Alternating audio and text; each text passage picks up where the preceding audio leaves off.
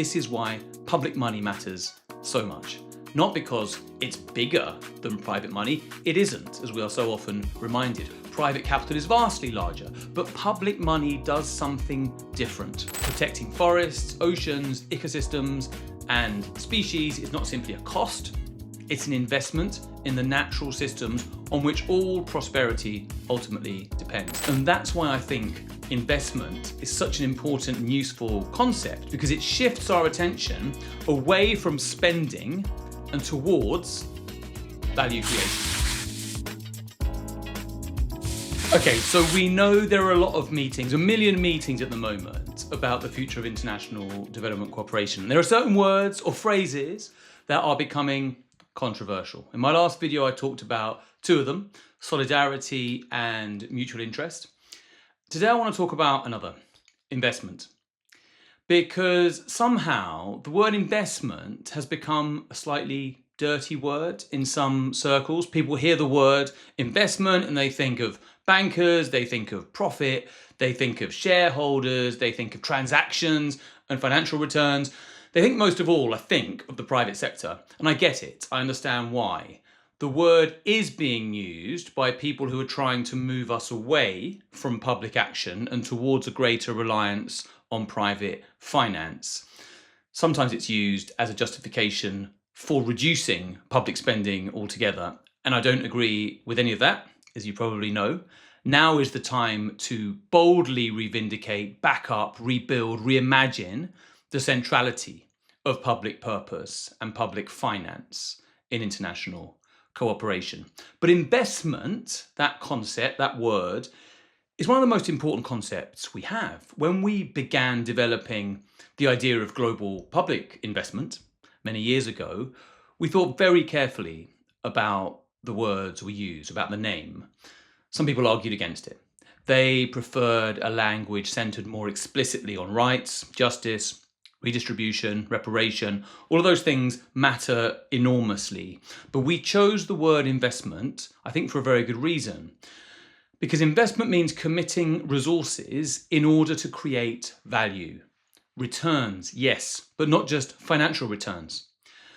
Whether you're building a school, creating a health system, restoring a forest, funding scientific research, supporting peace building, strengthening social protection, responding to a humanitarian crisis, what you're really doing is creating value that extends into the future, social returns, environmental returns, economic returns. You're building something, you're making future well-being more likely. You're increasing human capability. You're reducing risks. You're creating public value. And increasingly, I've come to think of this as global public value.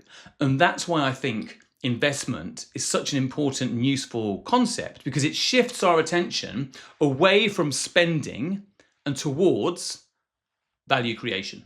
The aid narrative has really struggled with that, I think. I mean, often aid is portrayed as money being spent to solve an urgent problem somewhere else, money going out, resources disappearing, a cost, and one that naturally, because of the language we're using, we want to see drawn down and ended, an unwelcome necessity.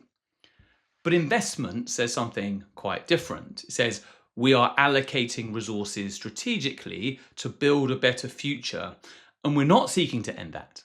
We want to sustain and increase it. And what's interesting is that this applies across almost everything we care about. It applies to economic transformation. If a country invests in green industrialization, renewable energy, skills, or infrastructure, it is building capabilities that will generate benefits for decades. It applies to climate change. When we invest in climate mitigation and adaptation, we are reducing risks and creating value for future generations. It applies to biodiversity. Protecting forests, oceans, ecosystems, and species is not simply a cost, it's an investment in the natural systems on which all prosperity ultimately depends. It applies to health. The investments we made in health systems have reduced suffering and increased resilience. And yes, it applies to humanitarian Action as well. People often think humanitarian response is different because it deals with emergencies. But humanitarian crises are here to stay. If we are serious about addressing them, we need long-term investment in resilience, institutions, livelihoods, and recovery, in human dignity and human security. The problem is that for several decades, we've allowed the language of investment to be dominated by finance. I understand that, as if investment only happens when somebody expects a profit. That's not how societies actually work. Governments invest, communities invest, families invest, citizens invest. And they do so because they understand that some things are worth building even when the returns are collective rather than private. This is why public money matters so much. Not because it's bigger than private money. It isn't, as we are so often reminded. Private capital is vastly larger, but public money does something different. It can take risks others won't take. It can pursue long-term goals. It can protect public goods. It can create value that nobody can easily capture as profit.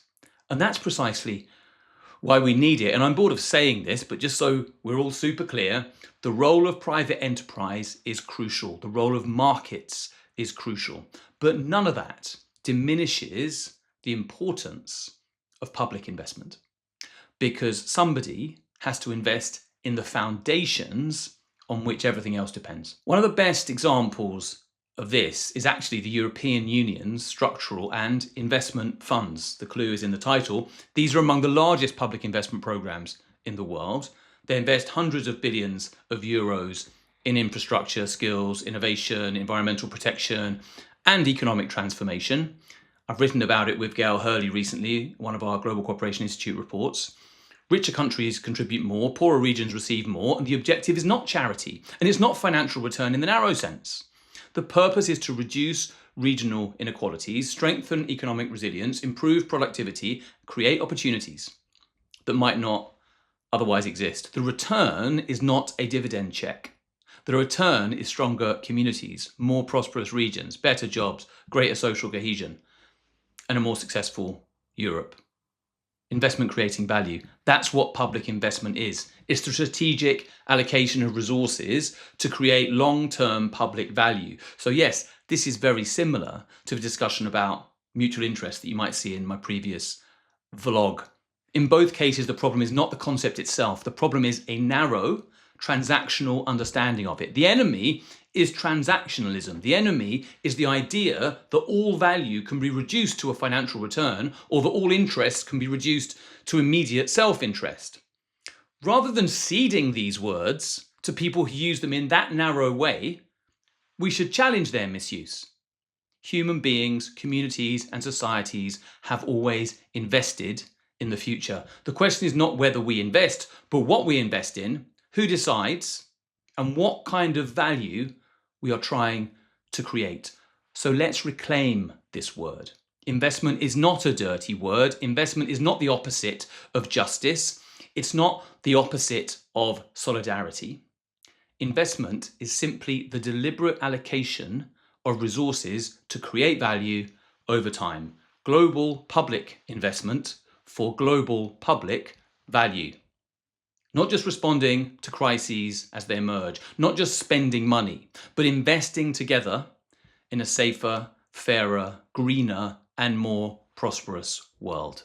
Thank you very much for listening. Do please click, subscribe, like, do the bell thing, share with your friends, share with your colleagues. I'm keen for you to join the Global Cooperation Institute community.